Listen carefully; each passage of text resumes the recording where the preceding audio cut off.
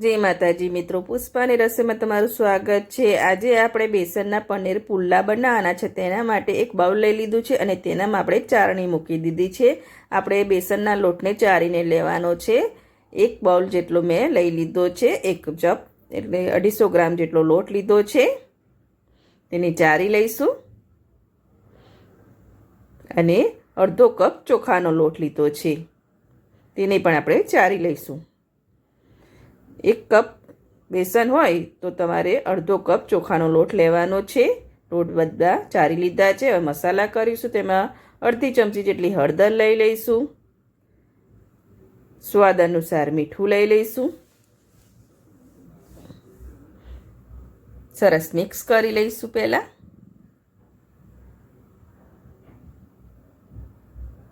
Mix કરી લીધું છે। હવે થોડું થોડું પાણી એડ કરીને આપણે પુડલાનું બેટર હોય છે તેવું બેટર બનાવી દેવાનું છે, પણ પાણી એકસાથે નથી એડ કરવાનું, થોડું થોડું એડ કરીને આપણે બેટર બનાવવાનું છે। ટોટલ 1.5 ગ્લાસ જેટલી પાણીની મારે જરૂર પડી હતી ને બેટર એકદમ બનીને રેડી થઈ ગયું છે। જો પુડલા માટેનું બેટર આવું થીક રાખવાનું છે, બેસનના પુડલા માટે જો ચમચામાં ચીપકી રહ્યું છે એ ટાઈપનું બેટર બનાવવાનું છે। હવે પુડલા ઉતારીશું। તેના માટે નોનસ્ટિક પેન લઈ લીધું છે, તેને આપણે તેલથી સરસ ગ્રીસ કરી લઈશું। ગ્રીસ કરીને પછી પાછું તેલ આપણે લૂછી લઈશું। તો ક્લીન કરી લીધો છે। હવે બેટર લઈ લઈશું। બેટરને સર્કલમાં ફેરવીને આપણે પુડલો ઉતારી લઈશું। આ રીતે સર્કલમાં ઉતારીને પુડલો ઉતારી લેવાનો છે।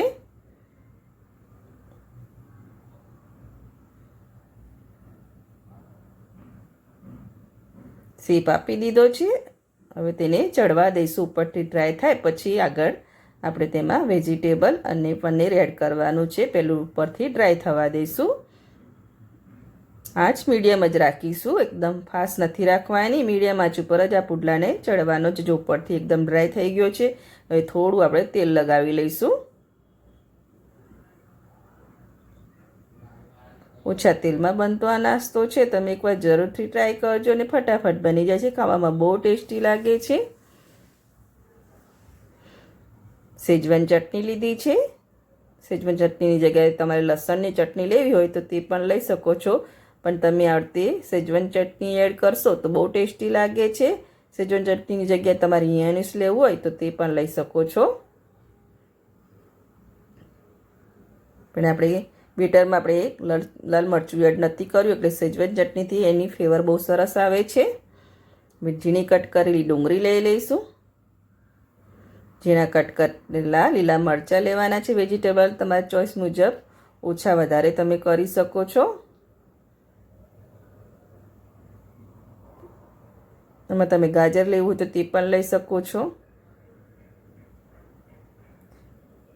મેં ડુંગળી, લીલા મરચાં ને ઝીણા કટ કરેલા ટામેટાં લીધા છે।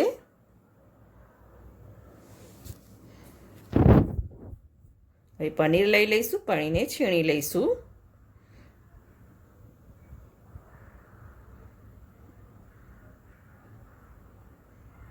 પાણી છીણી લીધું છે।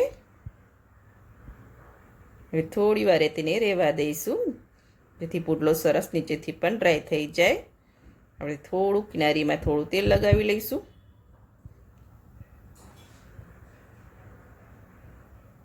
જો નીચેથી ક્રિસ્પી થઈ ગયો છે, ચેક કરી લેવાનું।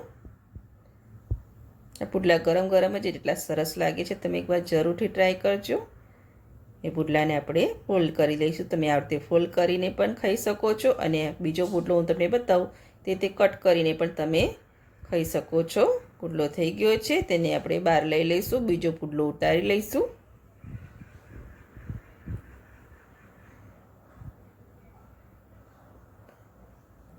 બેટર લઈ લઈશું અને તેને પણ સર્કલમાં ફેરાઈને પુડલો ઉતારી લેવાનો છે।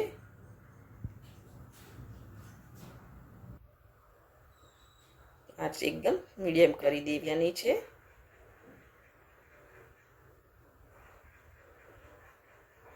ઉપરથી થોડો ડ્રાય થવા દઈશું। ડ્રાય થઈ ગયો છે, ફરીથી તેલ લગાવી લઈશું।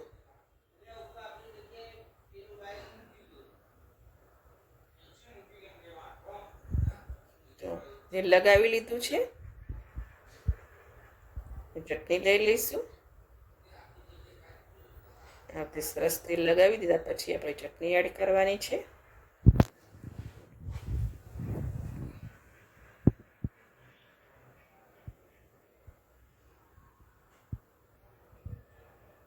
વેજીટેબલ લઈ લઈશું. ડુંગળી, લીલા મરચાં અને ટામેટાં.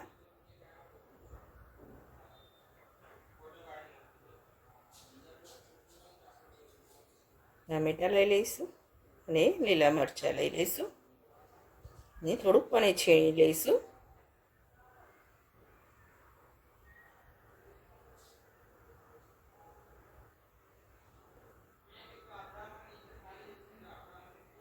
પાણી છીણી લીધું છે એ થોડી વાર રહેવા દઈશું. પછી તેના પર આપણે કટ મારી દેવાના છે. થોડી વાર થઈ ગઈ છે. હવે બીજા કટરથી આપણે અડધે કટ મારી દેવાના છે. તમે ડાયરેક્ટ ફોલ્ડ કરીને પણ સર્વ કરી શકો છો અને અડધે કટ કરીને પણ સર્વ કરી શકો છો.